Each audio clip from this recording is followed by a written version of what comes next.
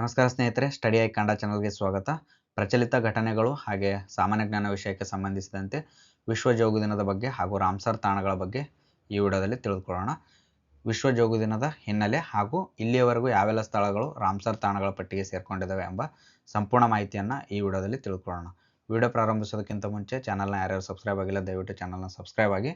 ಮುಂದೆ ಇದೇ ರೀತಿಯಾದಂಥ ಪ್ರಚಲಿತ ಘಟನೆಗಳಿಗೆ ಸಂಬಂಧಿಸಿರುವ ವಿಡಿಯೋಗಳು ಹಾಗೂ ಸಾಮಾನ್ಯ ಜ್ಞಾನ ವಿಷಯಕ್ಕೆ ಓವರಾಲ್ ಕಾಂಪಿಟೇಟಿವ್ ಎಕ್ಸಾಮಿಗೆ ರಿಲೇಟೆಡ್ ಇರತಕ್ಕಂಥ ವಿಡಿಯೋಗಳನ್ನು ನಿಮಗಾಗಿ ತರ್ತಾ ಇರ್ತೀವಿ. ಜೊತೆಗೆ ಜಾಬ್ ನೋಟಿಫಿಕೇಷನ್, ಸರ್ಕಾರಿ ಉದ್ಯೋಗಗಳ ಒಂದು ಮಾಹಿತಿಯನ್ನು ಹಾಗೂ ನಿಮ್ಮ ದಿನನಿತ್ಯದ ಬದುಕಿಗೆ ಉಪಯೋಗ ಆಗುವಂಥ ಸರ್ಕಾರದ ಯೋಜನೆಗಳ ಬಗ್ಗೆ ಮತ್ತು ಸಬ್ಸಿಡಿಗಳ ಬಗ್ಗೆ ಈ ರೀತಿ ಮಾಹಿತಿ ಇರೋ ವಿಡಿಯೋಗಳನ್ನು ನಿಮಗಾಗಿ ನಮ್ಮ ಚಾನಲ್ನಲ್ಲಿ ತರ್ತಾ ಇರ್ತೀವಿ.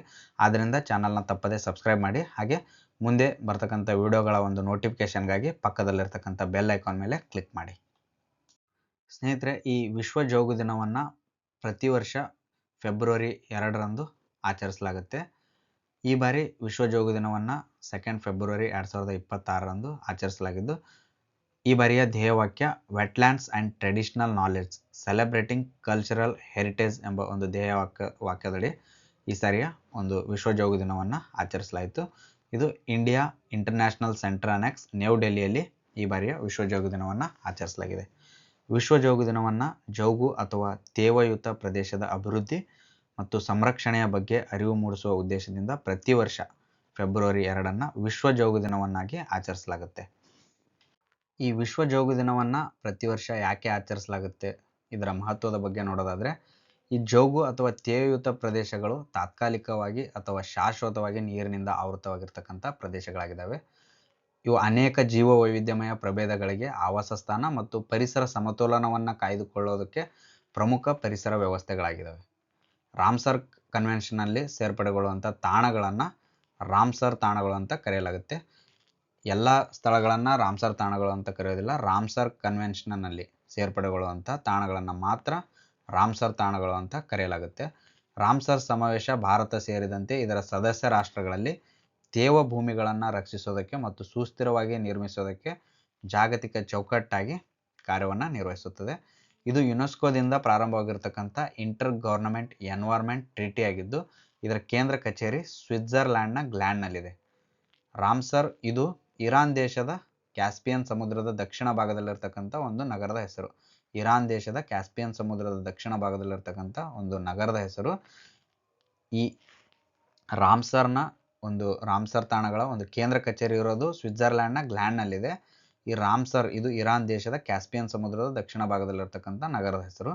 ದಿನಾಂಕ 2/2/1971ರಂದು ಜೌಗು ಅಥವಾ ತೇವಯುತ ಪ್ರದೇಶದ ಅಭಿವೃದ್ಧಿ ಮತ್ತು ಸಂರಕ್ಷಣೆ ಬಗ್ಗೆ ಅರಿವು ಮೂಡಿಸುವ ಉದ್ದೇಶದಿಂದ ಇದನ್ನು ಅಳವಡಿಸಿಕೊಳ್ಳಲಾಗಿದೆ.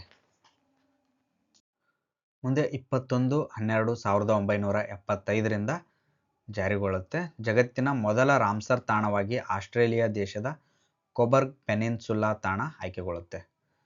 ಭಾರತದಲ್ಲಿ 1/2/1982ರಿಂದ ಇದು ಜಾರಿಗೊಂಡಿದ್ದು, ಜಗತ್ತಿನಲ್ಲೇ ಅತಿ ಹೆಚ್ಚು ರಾಮ್ಸರ್ ತಾಣಗಳನ್ನು ಹೊಂದಿರತಕ್ಕಂಥ 3ನೇ ರಾಷ್ಟ್ರವಾಗಿ ಭಾರತ ಇದೆ. ಜೊತೆಗೆ ಏಷ್ಯಾದಲ್ಲೇ ಅತಿ ಹೆಚ್ಚು ರಾಮ್ಸರ್ ತಾಣಗಳನ್ನು ಹೊಂದಿರತಕ್ಕಂಥ ದೇಶ ಭಾರತ. ಒಡಿಸ್ಸಾ ರಾಜ್ಯದ ಚಿಲ್ಕಾ ಸರೋವರ ಮತ್ತು ರಾಜಸ್ಥಾನದ ಕಿಯೋಲಾಡಿಯೋ ನ್ಯಾಷನಲ್ ಪಾರ್ಕ್ ಇವು 1/10/1981ರಂದು ಭಾರತದಿಂದ ಆಯ್ಕೆಗೊಂಡಂಥ ಮೊದಲ ರಾಮ್ಸರ್ ತಾಣಗಳು. ಪಶ್ಚಿಮ ಬಂಗಾಳ ರಾಜ್ಯದ ಸುಂದರ್ಬನ್ ಜೋಗು ಪ್ರದೇಶ ಇದು 30/1/2019ರಂದು ಆಯ್ಕೆಗೊಂಡಿದ್ದು, ಇದು ದೇಶದ ಅತಿ ದೊಡ್ಡ ರಾಮ್ಸರ್ ತಾಣವಾಗಿದೆ.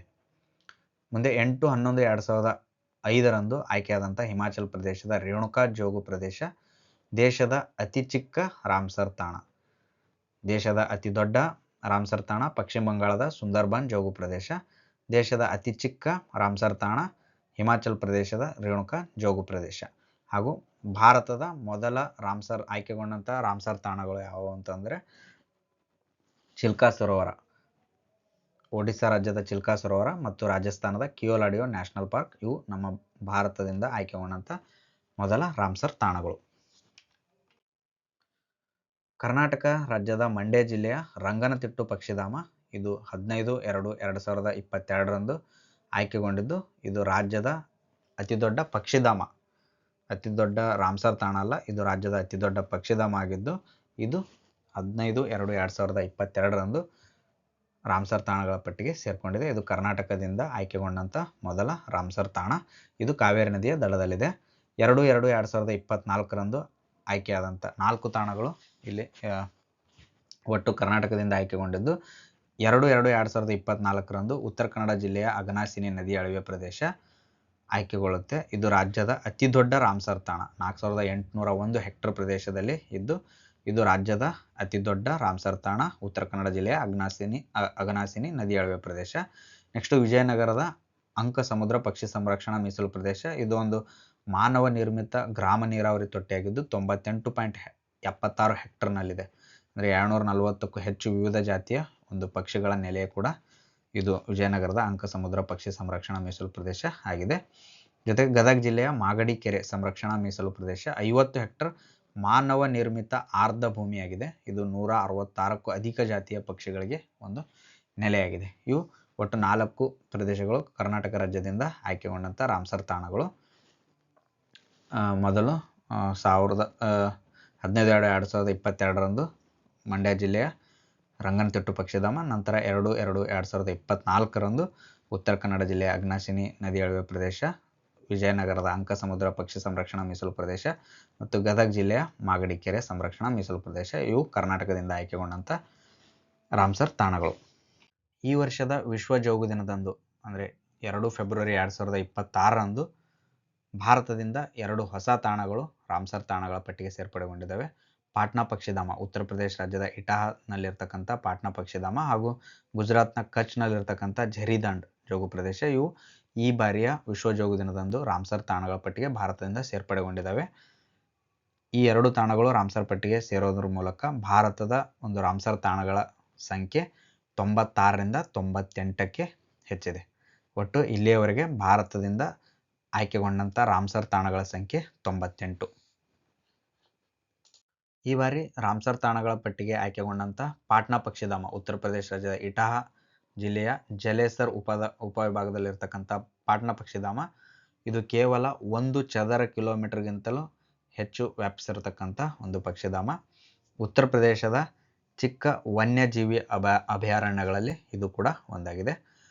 ಈ ಅಭಯಾರಣ್ಯದಲ್ಲಿ ಸಿಹಿ ನೀರಿನ ಪ್ರದೇಶ, ಕಾಡು ಪ್ರದೇಶ, ಹುಲ್ಲುಗಾವಲು ಮತ್ತು ಕೃಷಿ ಪ್ರದೇಶವನ್ನು ಕೂಡ ಈ ಒಂದು ಪ್ರದೇಶ ಒಳಗೊಂಡಿದೆ.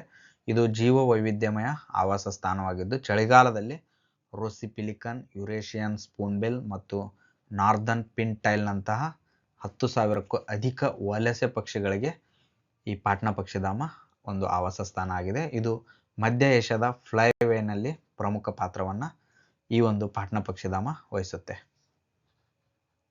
ನೆಕ್ಸ್ಟು ಈ ಬಾರಿ ರಾಮ್ಸರ್ ತಾಣಗಳ ಪಟ್ಟಿಗೆ ಆಯ್ಕೆಗೊಂಡಂಥ ಇನ್ನೊಂದು ಝರಿದಂಡ್, ಗುಜರಾತ್ನ ಕಚ್ನಲ್ಲಿರ್ತಕ್ಕಂಥ ಒಂದು ಝರಿದಂಡ್ ಪ್ರದೇಶದ ಬಗ್ಗೆ ನೋಡೋದಾದರೆ, ಇದು ಬನ್ನಿ ಹುಲ್ಲುಗಾವಲುಗಳು ಮತ್ತು ಕಚ್ನ ಉಪ್ಪು ಪ್ಲಾಟ್ಗಳ ನಡುವೆ ಲವಣಯುಕ್ತವಾಗಿರ್ತಕ್ಕಂಥ ಒಂದು ಜೋಗು ಪ್ರದೇಶ ಆಗಿದೆ. ಇದು ಕಚ್ನ ಶುಷ್ಕ ಪ್ರದೇಶದಲ್ಲಿ ಮಾನ್ಸೂನ್ ಸಮಯದಲ್ಲಿ ಸುಮಾರು 80 ಚದರ ಕಿಲೋಮೀಟರ್ವರೆಗೆ ಈ ಪ್ರದೇಶ ವಿಸ್ತರಿಸುತ್ತೆ. ಇದು ಗುಜರಾತ್ನ ಏಕೈಕ ಸಂರಕ್ಷಣಾ ಮೀಸಲು ಪ್ರದೇಶವಾಗಿದ್ದು ಮತ್ತು ಪಶ್ಚಿಮಕ್ಕೆ ವಲಸೆ ಹೋಗುವಂಥ ಪಕ್ಷಿಗಳ ನಿಲುಗಡೆಗೆ ಈ ಒಂದು ಝರಿದಂಡ್ ಜೋಗು ಪ್ರದೇಶ ಒಂದು ಆವಾಸ ಸ್ಥಾನ ಆಗಿದೆ. ಚಳಿಗಾಲದ ಸಮಯದಲ್ಲಿ ವಾಸಿಸೋದಕ್ಕೆ ಜಲಪಕ್ಷಿಗಳಿಗೆ ಪ್ರಮುಖ ಮೈದಾನ ಕೂಡ ಈ ಒಂದು ಝರಿದಂಡ್ ಜೋಗು ಪ್ರದೇಶ ಆಗಿದೆ. ಇಲ್ಲಿ ಗ್ರೇಟರ್ ಮತ್ತು ಲೆಸರ್ ಫ್ಲೆಮಿಂಗೋಗಳು ಮತ್ತು ಸೋಷಿಯಬಲ್ ಲ್ಯಾಪ್ವಿಂಗ್ ಮತ್ತು ದುರ್ಬಲವಾದ ಕಾಮನ್ ಪೊಚಾರ್ಡ್ನಂತಹ ಅಪಾಯಕ್ಕೊಳಗಾದಂಥ ಪ್ರಭೇದಗಳನ್ನು ಕೂಡ ಇಲ್ಲಿ ನಾವು ಕಾಣಬಹುದು. ಸುತ್ತಮುತ್ತಲಿನ ಒಣ ಭೂಮಿಗಳಲ್ಲಿ ವಾಸಿಸುವಂತಹ ಚಿಂಕಾರ, ಕ್ಯಾರಕಲ್ ಮತ್ತು ಮರುಭೂಮಿ ನರಿಗಳಿಗೆ ಕಾಲೋಚಿತವಾಗಿ ನೀರು ಮತ್ತು ಅಗತ್ಯ ಆಹಾರವನ್ನು ಈ ಜೋಗು ಪ್ರದೇಶ ಒದಗಿಸುತ್ತೆ. ಈ ಪ್ರದೇಶ ಸೂರ್ಯಾಸ್ತದ ನಂತರ ಕಂಡುಬರ್ತಕ್ಕಂಥ ಒಂದು ಚೀರ್ಬಟ್ಟಿ ವಿದ್ಯಮಾನಕ್ಕೆ ಕೂಡ ಈ ಒಂದು ಝರಿದಂಡ್ ಜೋಗು ಪ್ರದೇಶ ಹೆಸರುವಾಸಿಯಾಗಿದೆ. ಡಿಸೆಂಬರ್ 2025ರಲ್ಲಿ ಭಾರತದ 95 ಮತ್ತು 96ನೇ ರಾಮ್ಸರ್ ತಾಣಗಳಾಗಿ ಆಯ್ಕೆಗೊಂಡಿರತಕ್ಕಂಥ ಸ್ಥಳಗಳು ರಾಜಸ್ಥಾನದ ಸಿಲಿಸರ್ ಸರೋವರ ಮತ್ತು ಛತ್ತೀಸ್ಗಢ ರಾಜ್ಯದ ಕೋಪ್ರಾ ಜಲಾಶಯ. ಇವೆರಡು ಭಾರತದ 95 ಮತ್ತು 96ನೇ ರಾಮ್ಸರ್ ತಾಣಗಳು. ಈಗೇನು ವಿಶ್ವ ಜೋಗು ದಿನದಂದು 2 ತಾಣಗಳು ಆಯ್ಕೆಯಾಗೋದಕ್ಕಿಂತ ಹಿಂದೆ ಡಿಸೆಂಬರ್ ಮಂತಲ್ಲಿ ಈ 2 ತಾಣಗಳು ರಾಮ್ಸರ್ ಪಟ್ಟಿಗೆ ಸೇರ್ಪಡೆಗೊಂಡಿದ್ದು, ಇದಕ್ಕಿಂತ ಹಿಂದೆ 94ನೇ ತಾಣವಾಗಿ ಬಿಹಾರ ರಾಜ್ಯದ ಗೋಗಾಬಿಲ್ ಸರೋವರ ಕೂಡ ರಾಮ್ಸರ್ ತಾಣಗಳ ಪಟ್ಟಿಗೆ ಸೇರ್ಪಡೆಯಾಗಿತ್ತು. ರಾಜಸ್ಥಾನದ ಸಿಲಿಸರ್ ಸರೋವರ, ಇದು ರಾಜಸ್ಥಾನದ ರಾಜ್ಯದಲ್ಲಿರ್ತಕ್ಕಂಥ ಅಲ್ವಾರ ಜಿಲ್ಲೆಯ ಪೈತಾಪುರದಲ್ಲಿರ್ತಕ್ಕಂಥ ಸ್ಥಳ. ಸಾರಿಸ್ಕಾ ಹುಲಿ ಅಭಯಾರಣ್ಯದ ಬಫರ್ ವಲಯದಲ್ಲಿ ಈ ಒಂದು ಸರೋವರ ಕಂಡುಬರುತ್ತೆ. ಇದು ಅರೆ ಶುಷ್ಕ ಪರಿಸರ ವಲಯ ಆಗಿದ್ದು 1845ರಲ್ಲಿ ಮಹಾರಾಜ ವಿನಯ್ ಸಿಂಗ್ ಅವರು ರೂಪ್ರೆಲ್ ನದಿಯ ಉಪನದಿಗೆ ಅಡ್ಡಲಾಗಿ ಒಂದು ಕಟ್ಟೆಯನ್ನು ಕಟ್ಟುವ ಮೂಲಕ ರಚಿಸಿದಂಥ ಮಾನವ ನಿರ್ಮಿತ ಜೋಗು ಪ್ರದೇಶ ಆಗಿದೆ. ಈಜಿಪ್ಟ್ನ ರಣಹದ್ದು, ಕಪ್ಪು ಕೊಕ್ಕರೆ ಹಾಗೂ ಸಸ್ತನಿಗಳು ಆಗಿರ್ತಕ್ಕಂಥ ಹುಲಿ, ಚಿರತೆ, ಭಾರತೀಯ ಪೆಂಗೋಲಿಯನ್ಗಳನ್ನು ಈ ಒಂದು ಸ್ಥಳದಲ್ಲಿ ನೋಡ್ಬೋದು. ವಲಸೆ ಮತ್ತು ನಿವಾಸಿ ಪ್ರಭೇದಗಳನ್ನು ಬೆಂಬಲಿಸುತ್ತೆ ಮತ್ತು ಅರೆ ಶುಷ್ಕ ಭೂಪ್ರದೇಶದಲ್ಲಿ ಜಲ ಸಂಪನ್ಮೂಲವಾಗಿ ಈ ಒಂದು ಪ್ರದೇಶ ಕಾರ್ಯನಿರ್ವಹಿಸುತ್ತೆ. ಕೋಪ್ರಾ ಜಲಾಶಯ ಛತ್ತೀಸ್ಗಢ ರಾಜ್ಯದ ಬಿಲಾಸ್ಪುರ್ ಜಿಲ್ಲೆಯಲ್ಲಿರ್ತಕ್ಕಂಥ ಈ ಪ್ರದೇಶ ಮಹಾನದಿಯ ಮೇಲ್ಭಾಗದ ಜಲಾಯನ ಪ್ರದೇಶದಲ್ಲಿರ್ತಕ್ಕಂಥ ಒಂದು ಜಲಾಶಯ ಆಗಿದೆ. ಆಳವಿಲ್ಲದ ಪೋಷಕಾಂಶ ಮತ್ತು ಸಮೃದ್ಧವಾದ ಹಿನ್ನೀರನ್ನು ಹೊಂದಿರತಕ್ಕಂಥ ವಿಶಾಲವಾದ ತೆರೆದ ನೀರನ್ನು ಹೊಂದಿರತಕ್ಕಂಥ ಜಲಾಶಯವಾಗಿದೆ. ಇಲ್ಲಿ ಪಕ್ಷಿಗಳು, ಬಾರ್ ಹೆಡೆಡ್ ಗೂಸ್, ಈಜಿಪ್ಟ್ನ ರಣಹದ್ದು, ನದಿರೀವ್, ದೊಡ್ಡ ಚುಕ್ಕೆಯ ಹದ್ದುಗಳು ಈ ರೀತಿಯಾದ ಒಂದು ಜೀವ ಸಂಕುಲನವನ್ನು ಈ ಪ್ರದೇಶದಲ್ಲಿ ನೋಡ್ಬೋದು. ಈ ಒಂದು ಪ್ರದೇಶದ ಸಂರಕ್ಷಣೆಗೆ ಕೆಲವು ಸವಾಲುಗಳು ಕೂಡ ಇದ್ದು, ಇದು ಜಲಾಯನ ಪ್ರದೇಶ ಆಗಿರೋದ್ರಿಂದ ಇಲ್ಲಿ ಆಗಾಗ ಹೂಳು ಸಂಗ್ರಹಗೊಳ್ಳೋದು ಕೂಡ ಈ ಒಂದು ಪ್ರದೇಶದ ಸಂರಕ್ಷಣೆಗೆ ಒಂದು ಸವಾಲಾಗಿದೆ. ಅದೇ ರೀತಿ ಬೇರೆ ಪ್ರದೇಶಗಳಿಂದ ಆಕ್ರಮಣಕಾರಿ ಪ್ರಭೇದಗಳು ಬಂದು ಈ ಒಂದು ಪ್ರದೇಶದಲ್ಲಿರ್ತಕ್ಕಂಥ ಜೀವಿಗಳ ಮೇಲೆ ಆಕ್ರಮಣ ಮಾಡೋದ್ರಿಂದ ಅಲ್ಲಿನ ಜೀವ ವೈವಿಧ್ಯತೆಯನ್ನು ಸಂರಕ್ಷಣೆ ಮಾಡೋದು ಕೂಡ ಒಂದೊಂದು ಸವಾಲಾಗಿದೆ. ಜೊತೆಗೆ ಆ ಪ್ರದೇಶದಲ್ಲಿ ಸುತ್ತಮುತ್ತಲು ತೀವ್ರವಾಗಿ ಕೃಷಿ ಚಟುವಟಿಕೆಗಳನ್ನು ಕೈಗೊಳ್ಳೋದ್ರಿಂದ ಅದು ಕೂಡ ಈ ಒಂದು ಸ್ಥಳದ ಒಂದು ಸಂರಕ್ಷಣೆಗೆ ಸವಾಲಾಗಿದೆ. 2025 ಫೆಬ್ರವರಿ 2ರಂದು 4 ತಾಣಗಳು ಭಾರತದಿಂದ ರಾಮ್ಸರ್ ತಾಣಗಳ ಪಟ್ಟಿಗೆ ಸೇರ್ಪಡೆಗೊಂಡಿದ್ದು, ಈ 4 ತಾಣಗಳು ಒಂದು ರಾಮ್ಸರ್ ಪಟ್ಟಿಗೆ ಸೇರ್ಪಡೆಗೊಳ್ಳೋದ್ರಿಂದ ಭಾರತದ 85 ಇರ್ತಕ್ಕಂಥ ಒಂದು ರಾಮ್ಸರ್ ತಾಣಗಳ ಸಂಖ್ಯೆ 89ಕ್ಕೆ ಏರಿಕೆ ಆಗುತ್ತೆ. ಇವು 2025 ಫೆಬ್ರವರಿ 2ರಂದು ಆಯ್ಕೆಗೊಂಡಂಥ ರಾಮ್ಸರ್ ತಾಣಗಳು.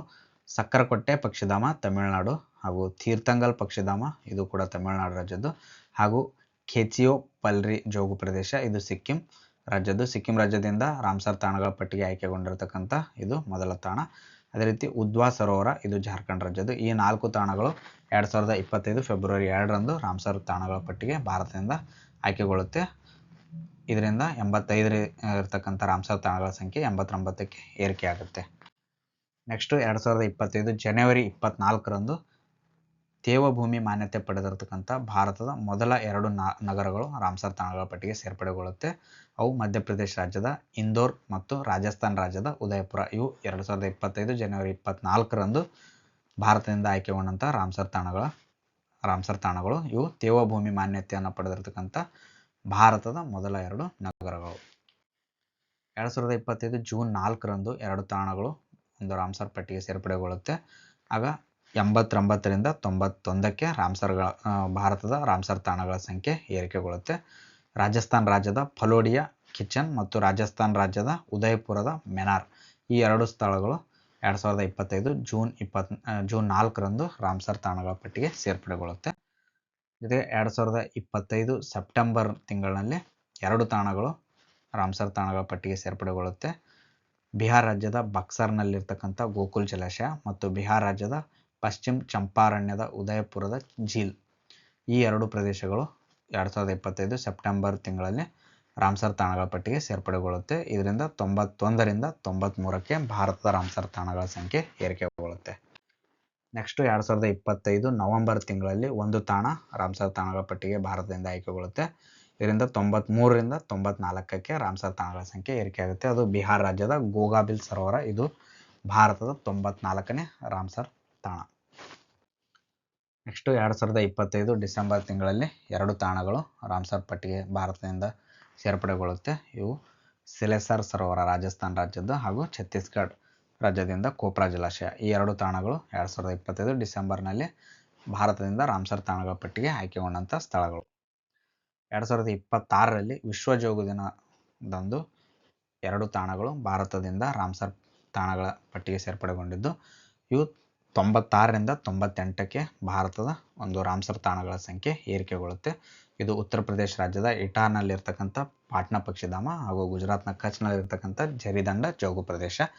ಇದರಿಂದ ಈ ಮೂಲಕ ಭಾರತದಿಂದ ಒಟ್ಟು 98 ತಾಣಗಳು ರಾಮ್ಸರ್ ತಾಣಗಳ ಪಟ್ಟಿಗೆ ಸೇರ್ಪಡೆಗೊಂಡಿರುತ್ತೆ. ಇದು ನಮ್ಮ ಏಷ್ಯಾದಲ್ಲೇ ಅತಿ ಹೆಚ್ಚು ರಾಮ್ಸರ್ ತಾಣಗಳನ್ನು ಹೊಂದಿರತಕ್ಕಂಥ ದೇಶ ನಮ್ಮ ಭಾರತ ದೇಶ. ರಾಮ್ಸರ್ ತಾಣಗಳ ಒಂದು ಪಟ್ಟಿಗೆ ಸೇರ್ಪಡೆಗೊಂಡಿರ್ತಕ್ಕಂಥ ಕರ್ನಾಟಕದ ಸ್ಥಳಗಳನ್ನು ನೋಡೋದಾದರೆ ರಂಗನತಿಟ್ಟು ಪಕ್ಷಿಧಾಮ, ಇದು ಮಂಡ್ಯ ಜಿಲ್ಲೆಯದ್ದು, 2022ರಲ್ಲಿ ಸೇರ್ಪಡೆಗೊಳ್ಳುತ್ತೆ. ಇದು ರಾಜ್ಯದ ಮೊದಲ ರಾಮ್ಸರ್ ತಾಣ. ನೆಕ್ಸ್ಟ್ 2024ರಲ್ಲಿ 3 ತಾಣಗಳು ರಾಮ್ಸರ್ ತಾಣಗಳ ಒಂದು ಪಟ್ಟಿಗೆ ಸೇರ್ಪಡೆಗೊಳ್ಳುತ್ತೆ ಕರ್ನಾಟಕದಿಂದ. ಇವು ಅಘನಾಶಿನಿ, ಉತ್ತರ ಕನ್ನಡ ಜಿಲ್ಲೆಯಲ್ಲಿರ್ತಕ್ಕಂಥ ಅಘನಾಶಿನಿ, ಹಾಗೂ ವಿಜಯನಗರದಲ್ಲಿರ್ತಕ್ಕಂಥ ಅಂಕಸಮುದ್ರ, ಹಾಗೂ ಗದಗ ಜಿಲ್ಲೆಯಲ್ಲಿರ್ತಕ್ಕಂಥ ಮಾಗಡಿ ಕೆರೆ ಸಂರಕ್ಷಣಾ ಮೀಸಲು ಪ್ರದೇಶ. ಈ 2024ರಲ್ಲಿ ಈ 3 ಪ್ರದೇಶಗಳು ರಾಮ್ಸರ್ ತಾಣಗಳ ಪಟ್ಟಿಗೆ ಸೇರ್ಪಡೆಗೊಳ್ಳುತ್ತೆ. ಅತಿ ಹೆಚ್ಚು ರಾಮ್ಸರ್ ತಾಣಗಳನ್ನು ಹೊಂದಿರತಕ್ಕಂಥ ದೇಶ ಯುನೈಟೆಡ್ ಕಿಂಗ್ಡಮ್. ಈ ದೇಶದ 176 ತಾಣಗಳು ರಾಮ್ಸರ್ ತಾಣಗಳ ಪಟ್ಟಿಗೆ ಸೇರ್ಪಡೆಗೊಂಡಿದ್ದಾವೆ. ಸೆಕೆಂಡು ಮೆಕ್ಸಿಕೋ ದೇಶ. ಈ ದೇಶದ 144 ತಾಣಗಳು ರಾಮ್ಸರ್ ಪಟ್ಟಿಗೆ ಸೇರ್ಪಡೆಗೊಂಡಿದ್ದಾವೆ. 3ನೇ ಸ್ಥಾನದಲ್ಲಿ ಭಾರತ ಇದ್ದು, ಭಾರತದ 98 ತಾಣಗಳು ರಾಮ್ಸರ್ ತಾಣಗಳ ಪಟ್ಟಿಗೆ ಸೇರ್ಪಡೆಗೊಂಡಿದ್ದಾವೆ. ನೆಕ್ಸ್ಟ್ 4ನೇ ಸ್ಥಾನದಲ್ಲಿ ಚೀನಾ ದೇಶ ಇದ್ದು, ಚೀನಾದ 82 ತಾಣಗಳು ರಾಮ್ಸರ್ ಪಟ್ಟಿಗೆ ಸೇರ್ಪಡೆಗೊಂಡಿದ್ದಾವೆ. ಬ್ರೆಜಿಲ್ ದೇಶ ಅತಿ ಹೆಚ್ಚು ಜೌಗು ಪ್ರದೇಶವನ್ನು ಹೊಂದಿರತಕ್ಕಂಥ ದೇಶ ಆಗಿದೆ. 2,67,000 ಸ್ಕ್ವೇರ್ ಕಿಲೋಮೀಟರ್ ಜೌಗು ಪ್ರದೇಶವನ್ನು ಬ್ರೆಜಿಲ್ ದೇಶ ಹೊಂದಿದೆ. ಇಲ್ಲಿವರೆಗೆ ಜಗತ್ತಿನಲ್ಲಿರ್ತಕ್ಕಂಥ ಒಟ್ಟು 2,520 ಸ್ಥಳಗಳು ರಾಮ್ಸರ್ ಪಟ್ಟಿಗೆ ಸೇರ್ಪಡೆಗೊಂಡಿದ್ದಾವೆ. ಇಲ್ಲಿ ಅತಿ ಹೆಚ್ಚು ರಾಮ್ಸರ್ ತಾಣಗಳ ಪಟ್ಟಿಗೆ ಸೇರ್ಪಡೆಗೊಂಡಂಥ ಭಾರತದ ರಾಜ್ಯಗಳ ಪೈಕಿ ನೋಡೋದಾದರೆ ತಮಿಳುನಾಡು ರಾಜ್ಯದ ಒಟ್ಟು 20 ತಾಣಗಳು ರಾಮ್ಸರ್ ತಾಣಗಳ ಪಟ್ಟಿಗೆ ಸೇರ್ಪಡೆಗೊಂಡಿದ್ದಾವೆ. ಇದು ದೇಶದ ಅತಿ ಹೆಚ್ಚು ರಾಮ್ಸರ್ ತಾಣಗಳನ್ನು ಹೊಂದಿರತಕ್ಕಂಥ ರಾಜ್ಯ. ಒಟ್ಟು 20 ತಾಣಗಳು ತಮಿಳುನಾಡಿನಿಂದ ರಾಮ್ಸರ್ ತಾಣಗಳ ಪಟ್ಟಿಗೆ ಸೇರ್ಪಡೆಗೊಂಡಿದ್ದಾವೆ. ನೆಕ್ಸ್ಟು ಉತ್ತರ ಪ್ರದೇಶ ರಾಜ್ಯದ 11 ತಾಣಗಳು ರಾಮ್ಸರ್ ಪಟ್ಟಿಗೆ ಸೇರ್ಪಡೆಗೊಂಡಿದ್ದಾವೆ. ಥರ್ಡು ಪಂಜಾಬ್ ರಾಜ್ಯ ಮತ್ತು ಒಡಿಸ್ಸಾ, ಬಿಹಾರ್ ರಾಜ್ಯಗಳಿಂದ ತಲಾ 6 ತಾಣಗಳು ರಾಮ್ಸರ್ ಪಟ್ಟಿಗೆ ಸೇರ್ಪಡೆಗೊಂಡಿದ್ದಾವೆ. ಆಂಧ್ರ ಪ್ರದೇಶ್, ಛತ್ತೀಸ್ಗಢ, ಅಸ್ಸಾಂ, ಗೋವಾ, ಜಾರ್ಖಂಡ್, ಮಣಿಪುರ್, ಮಿಜೋರಾಂ, ಸಿಕ್ಕಿಂ, ತ್ರಿಪುರಾ ಮತ್ತು ಉತ್ತರಾಖಂಡ ರಾಜ್ಯದಿಂದ ತಲಾ 11 ತಾಣಗಳು ರಾಮ್ಸರ್ ಪಟ್ಟಿಗೆ ಸೇರ್ಪಡೆಗೊಂಡಿದ್ದಾವೆ. ಹರಿಯಾಣ, ಲಡಾಖ್ ಮತ್ತು ಪಶ್ಚಿಮ ಬಂಗಾಳ ರಾಜ್ಯದಿಂದ ತಲಾ 2 ತಾಣಗಳು, ಹಿಮಾಚಲ್ ಪ್ರದೇಶ್, ಕೇರಳ ಮತ್ತು ಮಹಾರಾಷ್ಟ್ರದಿಂದ ತಲಾ 3 ತಾಣಗಳು ರಾಮ್ಸರ್ ಪಟ್ಟಿಗೆ ಸೇರ್ಪಡೆಗೊಂಡಿದ್ದಾವೆ. ಕರ್ನಾಟಕ ರಾಜ್ಯದಿಂದ 4 ತಾಣಗಳು ಆಯ್ಕೆಗೊಂಡಿದ್ದು, ಜಮ್ಮು ಕಾಶ್ಮೀರ್, ಮಧ್ಯಪ್ರದೇಶ್ ಮತ್ತು ರಾಜಸ್ಥಾನ ರಾಜ್ಯದಿಂದ ತಲಾ 5 ತಾಣಗಳು ರಾಮ್ಸರ್ ತಾಣಗಳ ಪಟ್ಟಿಗೆ ಸೇರ್ಪಡೆಗೊಂಡಿದ್ದಾವೆ. ರಾಜ್ಯಗಳವಾರು ರಾಮ್ಸರ್ ತಾಣಗಳ ಪಟ್ಟಿಗೆ ಆಯ್ಕೆಗೊಂಡಿರ್ತಕ್ಕಂಥ ಸ್ಥಳಗಳನ್ನು ನೋಡೋದಾದರೆ ಆಂಧ್ರ ಪ್ರದೇಶ ರಾಜ್ಯದಿಂದ 1 ಸ್ಥಳ ಆಯ್ಕೆಗೊಂಡಿದ್ದು, ಇದು ಕೊಲ್ಲೇರು ಲೇಕ್.